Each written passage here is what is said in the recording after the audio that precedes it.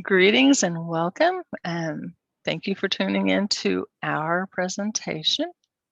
My name is Cami Goucher. I am the ELD and World Languages Director at DESE in the Office of College and Career Readiness. And my colleague will now introduce himself. Hi, this is Sean Cockram. My title is Director of the Student Support Services Office here at DESE, which means I oversee a lot of federal programs, which includes Title III, which is for language instruction, programs for immigrants, refugees, migrant students, and other students, including homeless, foster care, and those children who are part of our correctional facilities across the state. So I get to do quite a bit and get to help a lot of our kids in our state. But today we're going to focus mostly on those English learners. Thank you. All right, so let's get right to it. In our nation, English language learners make up about 10% of our K-12 population. That's about 5 million students. And they project that by the year 2025, about 25% of our public schools will be English language learners. That's a lot. So we need to be prepared. So here in Missouri, this kind of gives you an idea of how we have continued to grow since 2010. We had just under 20,000 students in 2010, and last year we had over 35,000. This year, we don't have a very accurate count because of the conditions, but based on testing, we tested about 33,000 students. The top languages in Missouri are Spanish and Somali, Bosnian, Vietnamese, Swahili, and Chinese and Russian. Also, quite a few Burmese and Chuukese. The top, but there's a total of over 190, I think, the last count we had. You are correct. Some of them only have like 5 or 6 people speaking the language, but still we do record every language spoken in Missouri, and there are quite a few. Right, then talking about proficiency levels. In Missouri, this is kind of the spread of our levels from 1 to 6. This graph shows from 2019 until the current year of 2021. The 221 is not an official count because we don't have our paper test in yet, but this gives you a general idea. And what I wanted to point out here is that the majority of our English language learners are in this level 3 area right here every year. So we need to give some attention to our level 3 students. These are the instructional models that are used in the state of Missouri. And then I included on the next page a definition of what each of those are if you want to go back and read that to learn more about them. And now I'm going to let Sean do some talking and give my voice a rest. Yeah. Great job, Tammy. Thanks. As I mentioned before, I oversee these programs, which includes the dollars that come from the U.S. Department of Education and various other sources. It's safe to say that through the state of Missouri, our state legislature has not allocated any funding directly for English learners. There is some indirect funding that goes into the foundation formula, but most of the funding for help supplemental assistance comes from the U.S. Department of Education. These are some of the most recent ones, and you've probably heard about the ESSER funds, the School Emergency Relief Funds, all as a result of COVID. There's been 3 rounds of those. There's been some money specifically sent to governor's offices for emergency educational relief. There's some connectivity money. There's transportation money that's been available. The latest is the American Rescue Plan. We've had 1 round of that, and another round of American Rescue Plan funding is on the way. And then there's emergency relief. And then we have our normal every year funding from the title programs. These come from the Elementary and Secondary Education Act. It's received different names over the years. Currently it's called ESSA, the Every Student Succeeds Act. Previously to that, it was No Child Left Behind. Before that, it was the Improving American Schools. And it's had different names, but it's kind of been the same thing throughout. Money available that can be used with English learners. Title I, which is the largest pot of money. Almost all school districts in the state receive Title I funding. And that's used for supplemental instruction that will help kids who are struggling reach the same standards as everybody else. And it definitely can be used for English learners in not only helping them get up to speed in their content areas, but also on their language. Title II is money that can be used with a lot of professional development. We like to point school districts to Title II when they want to do some teacher training or provide some additional staffing. Title II is a great place for that. Title III is directed only toward those students who have been identified as English learners, and it provides supplemental instruction to those children. So after, we all know that it's a requirement of the Civil Rights Act that all children be provided with proper language instruction to get them up to speed and remove any barriers that language or lack of language of the English language provide. It has to be done with local funding. Local and state funding has to pay for that basic language instructional program. Title III can be used to supplement that. So we'll see over the years a lot of school districts use Title III money to provide supplemental teachers, paraprofessionals, coaches, instructional coaches, also professional development for all those different levels. Title IV is money that can be used. A lot of districts will purchase materials and supplies, but it's also has available to it money that, I mean, part of the allowable uses, it can be used to help those type of situations with English learners. And we also have some teacher recruitment and retention money, which is relatively new, that will allow school districts to maintain and retain those teachers. I think a lot of people may be hearing about the Grow Your Own Teacher program, where you can get people from your local community, graduates from your schools, and keep them, help them with their college tuition and their college costs, and then have them come back and teach in your district. I think this is going to be a valuable tool as we go forward. We know that data tells us that about almost all of our teachers will wind up teaching within 25 miles of a place where they grew up. So we see that a lot. And so if we can retain those young people who might have been English learners when they came through our schools and get them to come back to be English to teach when they get done with school, that's going to be a great tool for districts, especially the smaller districts and other districts that have a hard time finding and recruiting teachers. So there's quite a bit of money available, a lot of resources available to provide to English learners. Part of the problem can be is competing with other programs within a school district of who gets what and how much, which is an internal struggle that we always run into. But it's important to know, if you are an advocate for English learners, that all this money, that this sampling that I'm showing you here, are available to all school districts, and money can be used to help meet the needs for your English learners. If we go over to the next screen, I can kind of show you what some people are doing with a lot of this money. You know, with the COVID and shutting down, it's important to not go backwards. And we did hear about school districts that limited the amount of English language instruction that was being provided while they were shut down or virtual, and that's just something we got to make sure we stay away from. So some of the things we want to make sure that we're doing is connecting. Statistics will show us that a lot of our English learners have a hard time getting the connectivity that they need to be virtual programs. So any of this money that I've been speaking about can all be used, or a lot of it can be used for connectivity issues. If you need to bolster up or buy new items, new devices, hotspots, increase bandwidth, it's important to make sure that everybody gets connected and not overlook a lot of the issues that some of our families will have. Also, for professional development, I know that COVID just kind of came upon us, and we didn't have a whole lot of time to train people on how to do virtual schooling, especially for English learners. But now's the time maybe to get caught up, because we don't believe that virtual schooling is going to be a thing of the past whenever this is over. So it'd be a really good idea to do some training with our staff, our teachers, our administrators, when it comes to how we reach those children that are very hard to reach through virtual type situations or hybrid situations where they're with us for some time and sometimes they're not.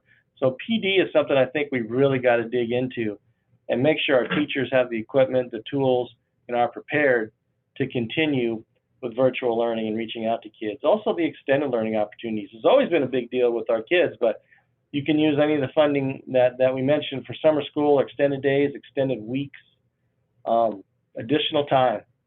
The more time that a child can spend in front of a teacher who's prepared is always going to be a great thing. And we want to ensure that all of the digital tools, interventions, curricula that we get and we put together through this, they're going to meet the needs of English learners. We have seen many companies, commercial providers coming out with all these great sales type of brochures and materials and marketing tools, but we want to make sure that we're looking beyond the glitz and the glamour and what we're seeing as a sales pitch, and make sure that those things are meeting the needs of not only the English learners, but the families of the English learners, the teachers for the English learners, and the administrators who are overseeing all that. So we want to make sure that whatever we buy as a district, as a building, are meeting the needs of the English learners. Yeah, that's a very good point. We want to make sure that even though it's a great tool, that it meets those needs. Right, and that doesn't mean that there's just a Spanish version available or something Right, like that. exactly. A lot of times that's the big sales point. Oh, we have this in Spanish also. Well, if I'm not instructing or assessing in Spanish or a native language, sometimes that may not be the best thing. So it's about teaching the language, right. the English language. They need those scaffolds and added like visuals and things like that. And when it comes to funding and how to spend the money, I know it can be complicated, and there's a lot of special questions that come up. So I want everybody to always feel free to call me or have an administrator call me when they have questions about if they can spend any type of funding, federal or state, on English learners or providing services for English learners. And we're generally going to figure out a way how we can do that. That's great. Tammy, I think you have some policy issues on the next slide. Sure. We're going to talk just a little bit about our access testing. And one thing, given the challenges of this past year, it was extremely difficult to isolate and evaluate progress and all of that because we weren't held accountable. But despite all of that, WIDA and access are still valid, and they're still accurate measures of our test takers' abilities. The 2019-20 was given before COVID and closed our schools. So those should be tests that follow along with every other test we've given in the previous years. So those scores especially should be valid and reliable. This just past year, the test we just got our results in on, we had over 90% participation. So I'm very happy to hear that. And that should give us some accurate scores as well. Although we know there are circumstances, as Sean said a while ago, that some of our students weren't able to attend, or their classes were not fully presented in a way that we wished they would have been. So some of the scores have gone down this year, but still that gives us room for growth. So let's talk a little bit about the WIDA access test. First of all, what's the purpose of the test? Well, we use this to make valid and reliable accountability decisions about our English language learners and their proficiency and their attainment. It gives us that annual snapshot of growth and performance. And it's one of the main data points that we use to determine eligibility, both for entrance and exit from the program.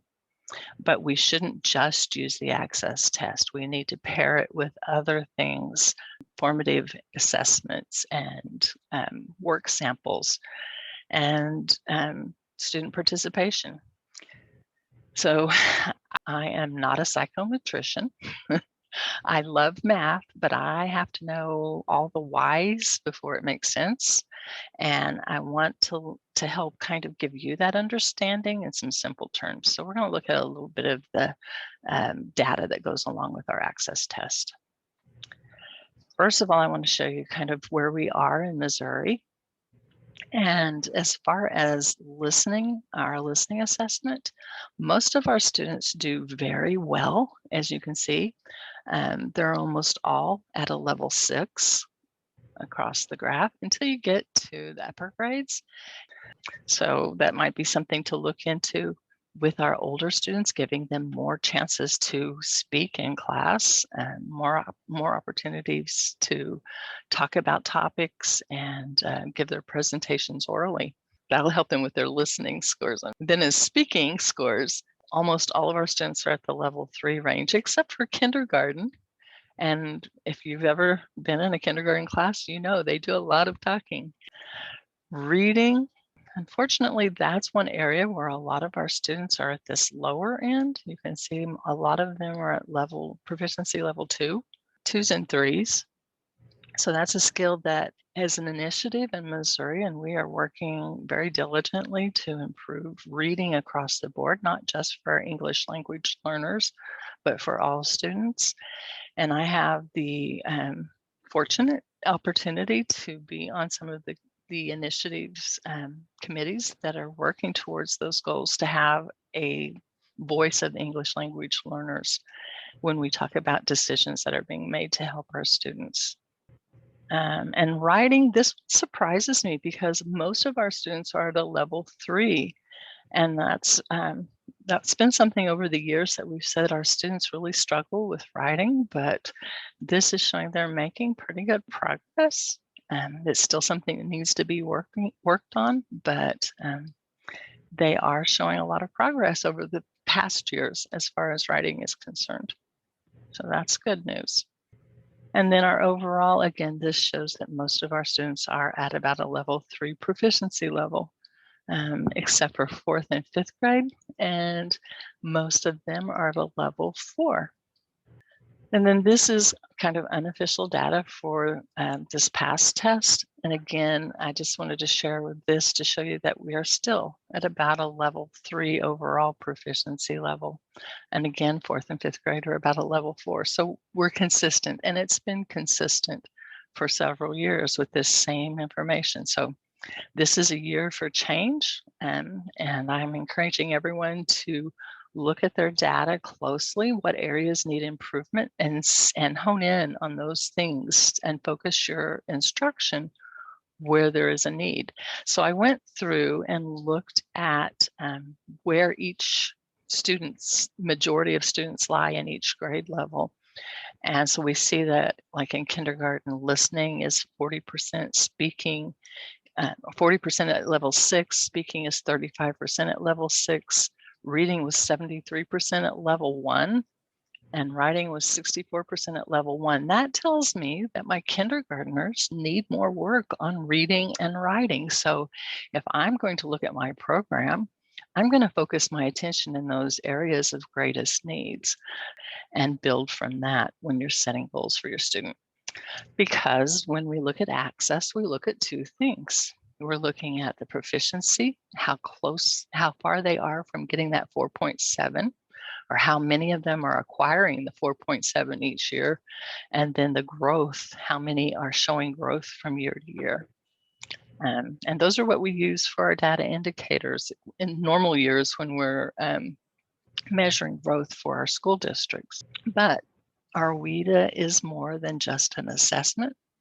We have a new set of ELD standards in the ELD framework for 2020.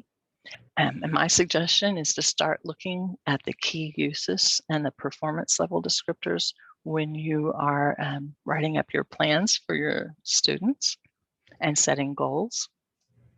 All right, so some resources and tools we want to make sure that you're aware of. We have a DESE webpage for my area with curriculum. So anything and everything that you want to know about curriculum and how to set up your program, you can find there.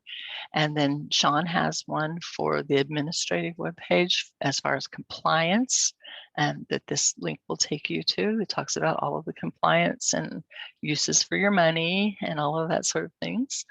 And then I made this information for new ELD teachers and coordinators page that takes you to some of those things and gives you some more information and breaking it down in things that people who are new to ELD need to know. So those 3 links are for you there. And we have some upcoming PD I wanted to make you aware of. This summer, we are going to have ELD Summer Academy for new teachers that go over just the basics of what you need to know when you're entering the field. And then we have an integrated content area workshop. And we do this every year where I get together with the science, the social studies, and the ELA directors, and we talk about how you can integrate all of those areas together and include language in your lessons. So we get a little workshop that's going to be on July 29th. And then this one is full already, but we will be doing a follow-up on the new kindergarten screener. If you're interested in that, you can look forward to that being advertised in the near future. And I will continue to have our ELD check-ins every month. I invite anyone that works with English language learners to join in on the fourth Monday of each month at 3:45. And you can find that link on our curriculum calendar that's on the curriculum page of the DESE website. And we just talk about current events and do a little mini PD for everyone. It lasts for just an hour or an hour and a half. And it gives you an opportunity to visit, ask questions, and discuss things that are new in the world of ESL or ELD. One more thing to add to your list is our Federal Programs Conference coming up in November 15th to 16th down at Tantera at the Lake of the Ozarks. And that goes over all the federal programs, but we're going to have quite a few presentations and workshops on English learning. Also, I'll be there. Cammie will be there to answer questions on what we do. So that'll be something good to put down on your calendar as well. So that's in November 15th and 16th at the lake. Is there a sign up for that on the webpage yet? Not yet. That's due near the beginning of August. Okay. So there'll be plenty of time. So it's not there as of today, but it may be by the time somebody sees this presentation.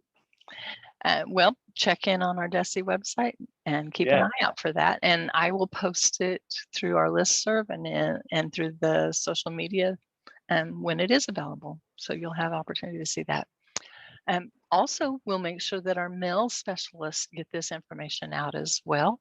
And I wanted to make you aware that we do have 5 different male specialists in the 5 regions of Missouri, as you see in this map.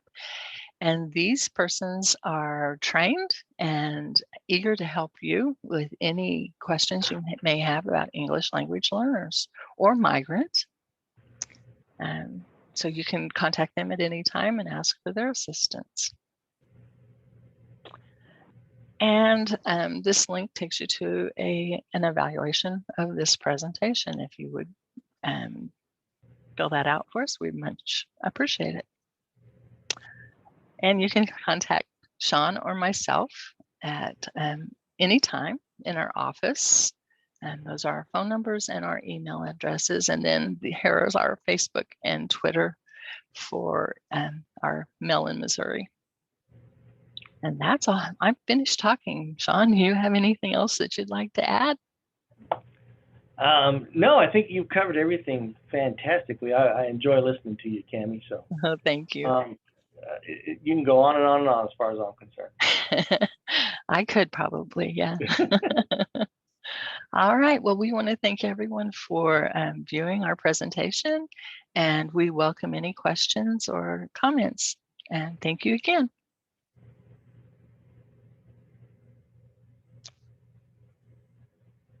Thank you, Sean.